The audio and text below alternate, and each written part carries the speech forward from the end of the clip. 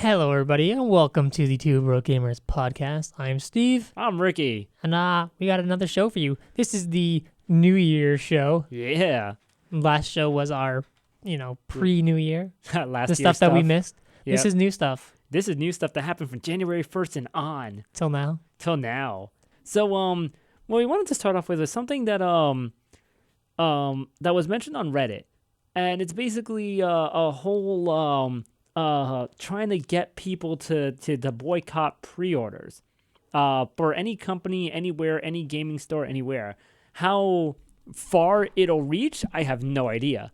But I think it's still a small audience. They might need a bigger audience to try to get people to stray away from actually canceling pre-orders. Well, the problem with pre-orders right now is, we talked about this before between you and myself. Yeah.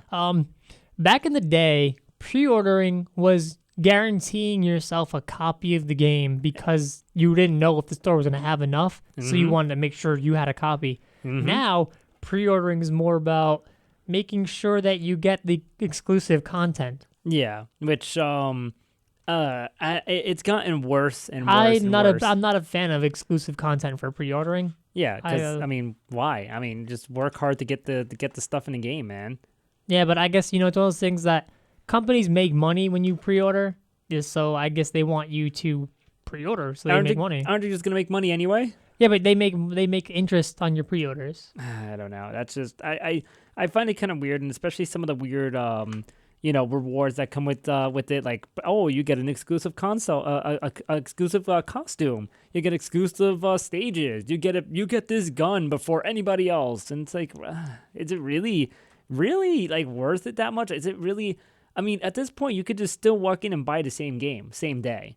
Yeah, but sometimes you don't get your exclusive pre-order content. Who cares? If you could just get it, it's kind of like, I mean, just work hard and get the stuff. Like, come on now. There's I remember in my day, there was just games where you had to unlock stuff. Like, you just played the game and you're like, oh my god, I didn't know there was a secret. Or you did find out the secret from a gaming magazine or the internet. When it, like Game Sages, IGN, Game FAQs, whatever it was. But you found out. You found out how to get certain things or how to unlock certain things. Like, I still remember when Diddy Kong Racing was huge for the N64, and this guy, this one kid I knew was super good at the game, where people would actually give him his game so he could unlock the time trial codes, because you remember how to race a clock to unlock certain things. And they actually had to give him his game. I don't know if he got paid or not. Probably did. I don't know. Or he probably did it because he wasn't like a real that kind of kid that was hustling people. He was kind of like, all right, I'll just beat your game for you and I can unlock stuff for you. And he just did it for people. And I do that for people too. And it's just like, that was like a thing. Like, either you could try to do it, or it's just like, okay, you know what? I can't do it. Like, fine, I'll miss out on this whatever thing. Now it's like, oh, I can just pre-order the game, or I can just do this and I can get this. Oh, fine, whatever. I don't think that's always the case though, because there are games where there's still challenges like that. Yeah, that's true. I mean, but then there's the achievements too, or the unlock. I mean, those are. I'm not a big fan of achievements because it's just. I like achievements. It gives you something to strive for. I mean, just play the game and then find your own stuff. You don't have to do something stupid like find a hidden like door. And it's like, here you go, you found the hidden something. Well, I mean, I like hidden achievements. The ones I don't like, because there are achievements where you can read them to see what you need to do, and there's ones with hidden achievements. So it's just like you got to find out what that is. Yeah. Like, I remember even this recent Shovel Knight. I forget, like, sometimes, I didn't expect Shovel Knight to even have achievements. But then it was one because, it might be a spoiler for some people, but it's super early in the game. But you sleep after, like, the first stage. And then you wake up and you're like, it was like, you set up a fire camp and then the fire's out, you wake up. So the first thing I did was like, well, the fire's still burning. I'm obviously, I don't know, for some reason I like to put out fires. So I decided to use my shovel to kind of get rid of the fire. And I got an achievement for doing that. I was like, what? Like, what is this? But that's just like, that's funny. It's I know. It's just like, who else would do that? Because me, I don't give a crap. I want to beat the game. I would have ran right past that fire. I don't care. Yeah, that's true. Yeah, so you have an achievement that I didn't have because I didn't feel like putting a fire out. I'm not Smokey the Bear. Yeah, no, I don't know. It was just weird. I can agree with you with some of the awards, but some of them are just like, I don't know. Some of them can be ridiculous too. One of my favorite achievements of all time, Borderlands. Yeah. In Borderlands, there was just a boat. Okay. And the name of the achievement was I'm on a boat. Okay. It was just a random boat, had no purpose to the game. But if you jumped on the boat, you got an achievement, said I'm on a boat. That's just, I don't know.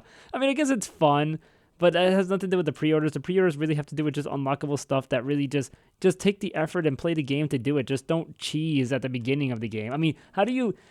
I don't know. Like, I don't know if I remember a lot of people just using cheat codes the moment they got old games, like, games for SNES and Sega and PlayStation. Like, I don't remember people just getting like their Game Sharks or whatever else, or just using codes and putting it in at the beginning just because it's just like, oh, I know the code now. Except for the Konami code. I think everybody uses a Konami code. Come on. Well, it depends on the person, because I know people who just didn't feel like playing. Like, they bought games to not play them so they can cheat in them. It's like, what are you doing? Yeah, people are funny. How about that? We'll leave it at that. People have their own interests.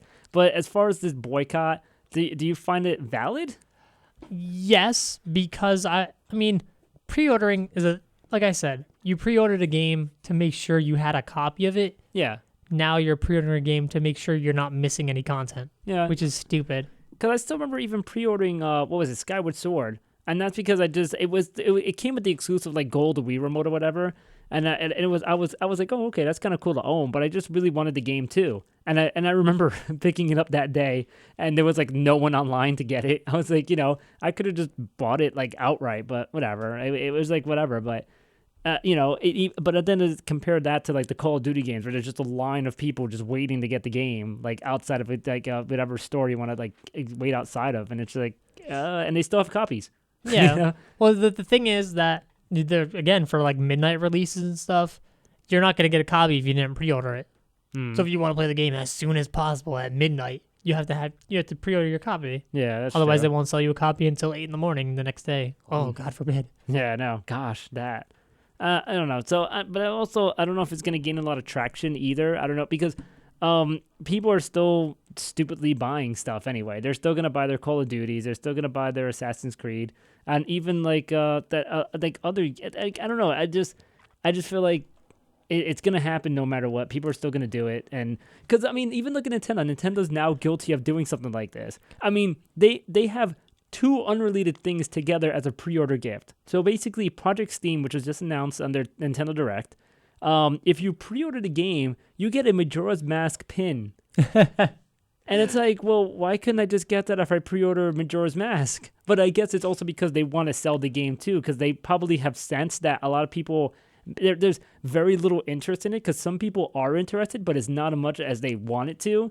So, I mean, it's a smart business move, but then again, it's like, oh, but why can't you just give me something else that's cooler, or make a game, show me something else that's interesting in the game? Because I still don't find any interest in Project Steam. I mean, you found some interest in it with the last one. Well, but that's for another reason, though, wasn't it? Well, the game that we'll talk about that when we get there, because we're going to talk about the Nintendo Direct eventually. Yeah. But that one part, though, especially with the pre-order. The pre-order? Yeah, no, I don't care about that. Yeah, okay. But then you have other reasons for that. I have other reasons why I'm interested in Project Steam. Yeah, but I don't know if it's still enough for people to buy that game. And that's the thing, too. Pre-orders to make people buy a game, it kind of like feels weird, because it's just like, make me like the game. Yeah, well, show me. I want to pre-order a certain game that was announced in the Nintendo Direct. Yeah. Because I cannot, like, it's one of those things that I want to play that game as soon as it comes out. So actually, I actually haven't pre-ordered it yet. I might just do a digital download on that one. Yeah. Although I like hard copies of games, so I'm probably not. But either way, there's a certain game, which we'll talk about. Yep. That I'm going to end up pre-ordering. So yeah, moving on from that, talking about the games that people are getting early, games are also coming incomplete, which we've talked about last year in our past episodes anyway. That there's a lot of games recently, especially coming from like Assassin's Creed and other games like that are becoming very much incomplete, and people are complaining about it, and rightfully so. How do you spend $60 in a game that's basically broken? Yeah, I don't know. Ask Halo fans about that. Yeah, no, yeah, definitely.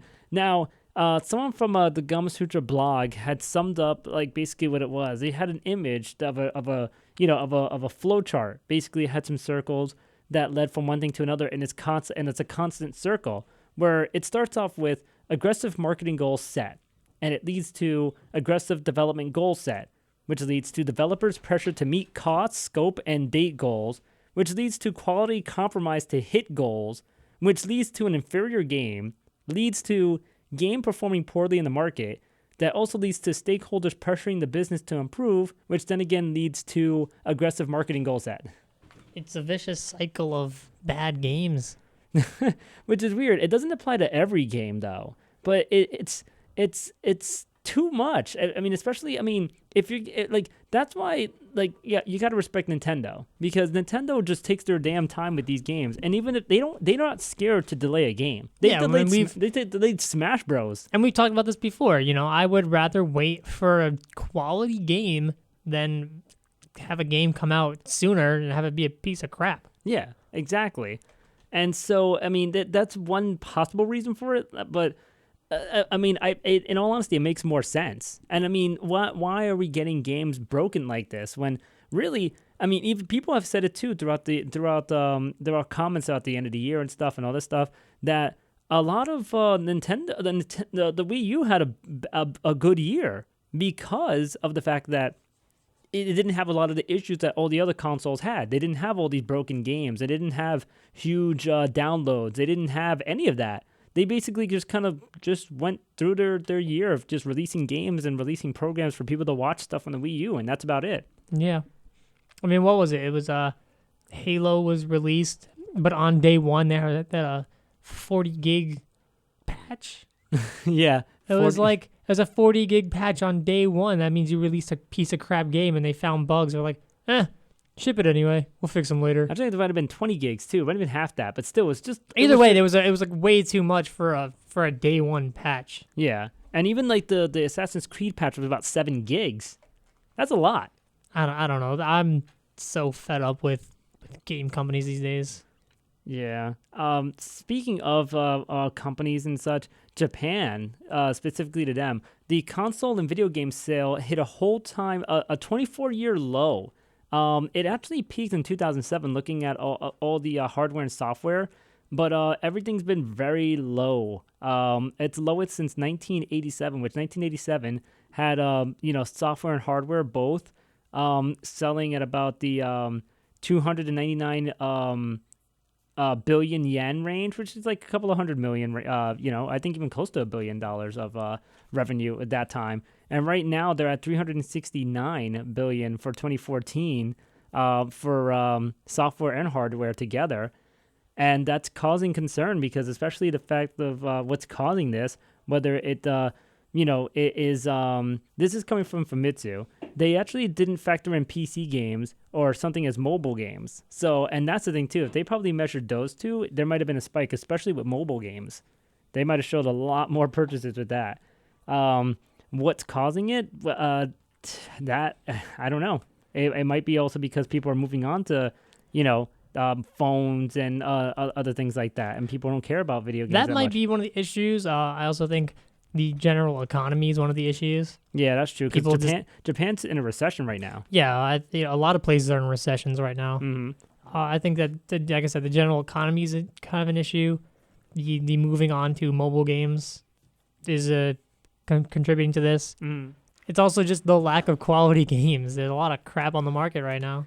Buggy crap. Well, I mean, like, Japan didn't really, because a lot of the popular games in Japan are mostly like the PC games, but those are like, those romance type games and everything else, the anime kind of things. A lot of the Vita games are also popular too, but that's also because the Vita is popular, but a lot of them are mostly mobile games. So if they didn't measure those, I mean, they probably missed out on a lot of sales, and like, you're right. As far as the crappy games, I mean, that was the glitches really happened with mostly American games and Ubisoft games, so French and US. So. Well, but you're trying to, I don't know. I feel like there are people in America. I feel like there are people in Japan who still play Assassin's Creed and Halo. Yeah. So they're going to have the same problems we have. That's true. Going on, something we wanted to talk about too was the fact that Microsoft announced, we talked about this last year, where Microsoft got the rights to Battletoads and they were kind of hush-hush about it. But now apparently... Ken Lobb specifically, who used to work for Nintendo many moons ago, who's worked for Microsoft ever since they got Rare, he says, here's his quote: "Will there ever be another Banjo, Viva, Blast Corps, Battletoads? Yeah, someday." Boom. I know the only ones they really talked about so far. They did say that Banjo is coming back, and they said that Perfect Dark is coming back. Yeah, Perfect Dark 2, yes.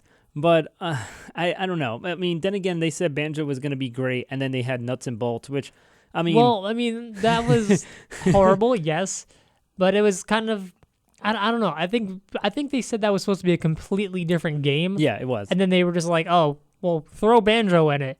And that's why it was terrible. And people are like, oh, Banjo's never have a good game because of Nuts and Bolts. Like, that wasn't supposed to be a Banjo game. And the other thing is, too... The people who worked at Nintendo's Rare, the people who worked there don't even work for Rare anymore. Yeah. So it's not like you're going to get the same quality. You're going to get a different quality. Whether You're it's going to get be a piece of crap. Possibly. But they can also do something right, too. You never know. Maybe. Yeah. You know, I would love to see another Banjo game. I loved Banjo-Kazooie and Banjo-Tooie and stuff. I really want another Conquer game. The first Conquer game was amazing, and that seems like the only game we're going to ever have. But that game was so good. It was very underrated. Bad Fur Day, man. Yeah. But Banjo-Kazooie games were also really great because they were basically a ripoff of the Mario 64. I mean, it was shamelessly that. It was really Mario 64, but they did something different, and they improved on it, and they made it better. And that's what really separated it from that. It was a really good game besides that. I'd never played Banjo-Tooie. Loved Banjo-Kazooie. Yeah. As far as Nuts and Bolts, I never played it, and apparently I'm very thankful that I haven't played it. Oh, yes, you are. So beyond that, Battletoads would be amazing. I hope they just don't ruin it. Because the thing is, too, when I think Battletoads, I'm thinking when they had the Turtles in Time remixed or reshelled. Did you ever have a chance to play that one? No. Apparently you never heard of it. No. Yeah, they had the Turtles in Time. They did a reshelled version, which was released for PSN and Xbox. This was when it was still the 360. It was basically last generation. And they released them to some fanfare. Some people liked it. It was okay. It wasn't the same game, really. It was an okay game. It's off the network now, so you can't even get the game anymore. But I think of that, and I think of, like, you know, seeing reshelled, it's just like it was mediocre at best, maybe. I mean, it wasn't the greatest, it wasn't the worst. But I see that happening with Battletoads, and I really hope not, because Battletoads has a reputation. So, especially for a reputation of being extremely hard for no reason.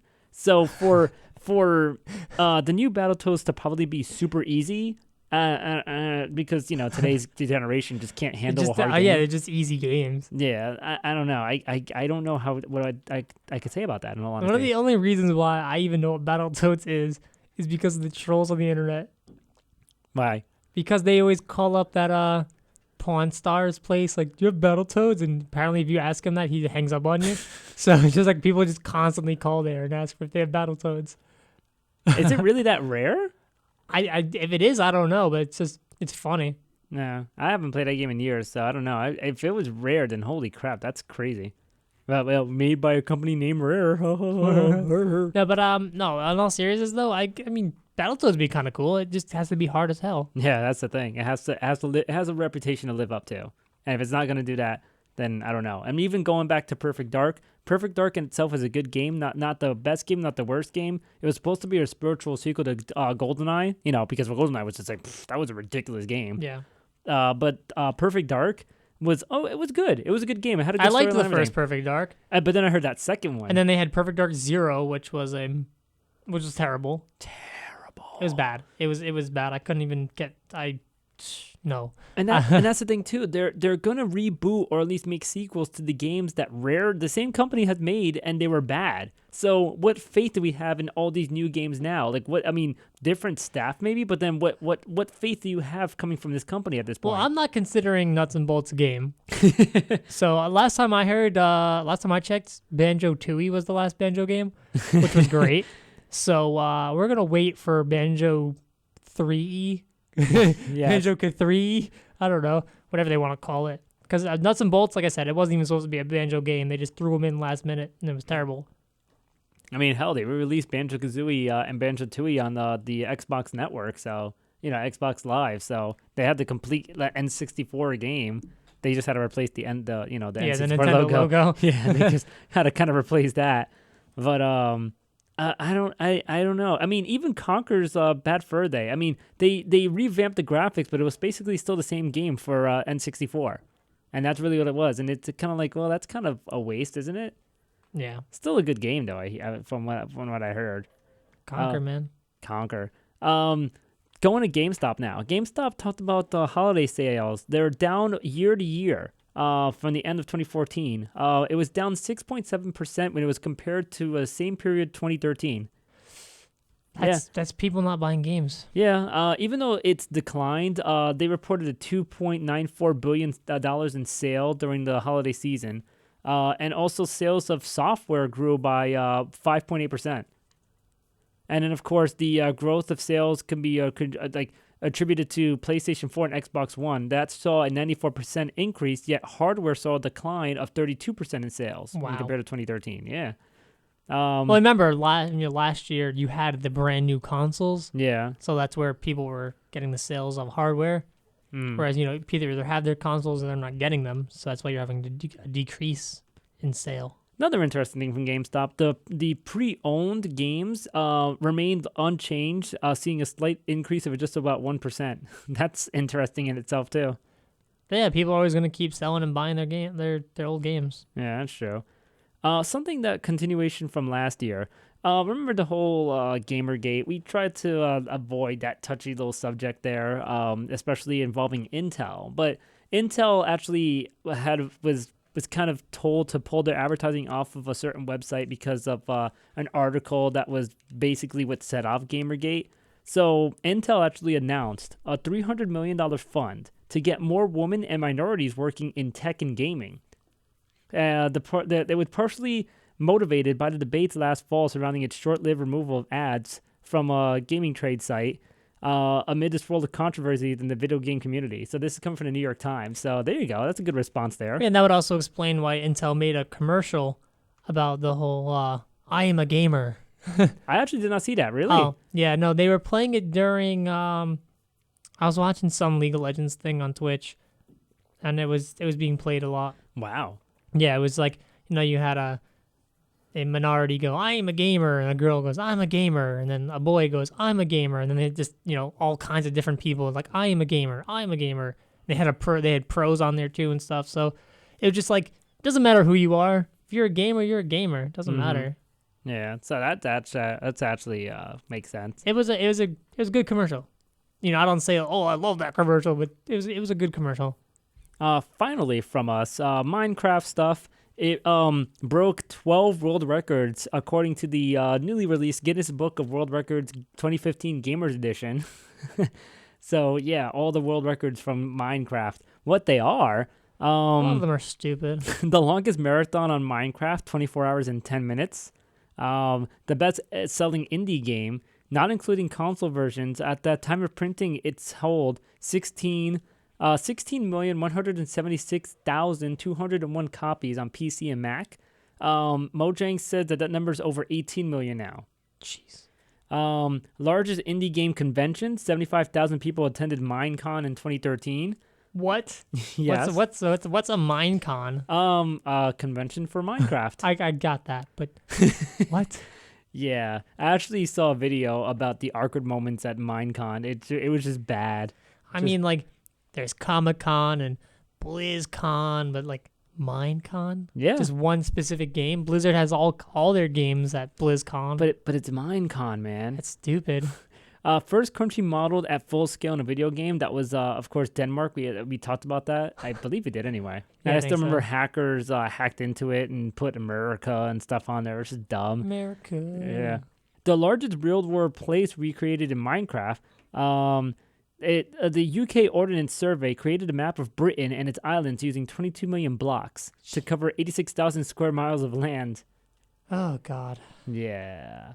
Most concurrent players in one Minecraft world, which was 2,622 players on one server. Like hell. Most popular game beta. Over 10 million people played the beta between November 18, 2011 and December 20th, 2012.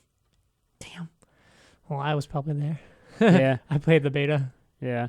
The most Minecraft snow golems built in 1 minute, 70. Most viewed fan film based on a video game, Revenge, a Minecraft parody, which was a parody of Usher's DJ God Has Fallen in Love, created by using note blocks. which was viewed 139 million times. Jeez. Most downloaded Get these Minecraft people. Most downloaded Minecraft project, The Dropper, a mod in which you must fall through obstacles without hitting them, has been downloaded over like 1.1 million times. Most played Xbox Live game, too, another record. Now you're just going too far. Yeah, see, Xbox 360 people on Xbox Live has spent 1.75 billion hours playing the game. The longest journey in Minecraft, Kirk J. Mack, giving this guy some credit because he traveled 919,592 miles for charity. And that's all the world records that Minecraft has. 12. Why? Because Why is this a thing? I don't know. I couldn't tell you in all honesty. And I almost forgot one thing about gaming that we can bring up. The GDC Game Developers Conference had the developers a state of the industry basically, and they took surveys of what they thought and everything else. Now they surveyed about 2,000 of the developers, a little bit more than that. And they said that PC and mobile are the top platforms for developers, but PS4 and Xbox One are gaining traction. Cool. Yeah, and that's probably because, too, that, those two consoles I just named are basically have the PC architecture anyway, so that's why people are doing it. And plus, they're getting really popular right now. Digital sales and microtransactions make more profits than retail. It's making a lot. Let's see. The question 2 answered 1,944, 137 skipped. How does your company make the majority of its profits? Direct sales to consumer/digital made up about almost 30% of this. Small percentage. Look at ad sales was about 5%. Microtransactions was about 20%, 21% actually. Publisher investment made about 7%. Publisher royalties made about 3%. Retail sales made about 14%, it looks like. 40% of developers saw profits rise and staff expand in 2014 compared to 2013. And also, more than 1 in 10 developers said that they're making an esport game. That's good. Yeah. I like to see esports on the rise. Yeah, there you go. We always talk about esports on this show. And then talking about the Wii U, there's also been a thing where there's a percentage of developers planning to release a Wii U has rose slightly in 2014, which is kind of interesting. About 6% of the survey participants said that they anticipated that their next game would be released on the Wii U. Another 6% said also that they are currently developing a game that will be released on the Wii U. So that's good for Nintendo. Yeah, I guess so. Good for Nintendo fans. Hey, good for you. Hey, good for you. Good for you. Good for you. And that's it for our gaming talking stuff, where we definitely wanted to talk about some games and stuff. It's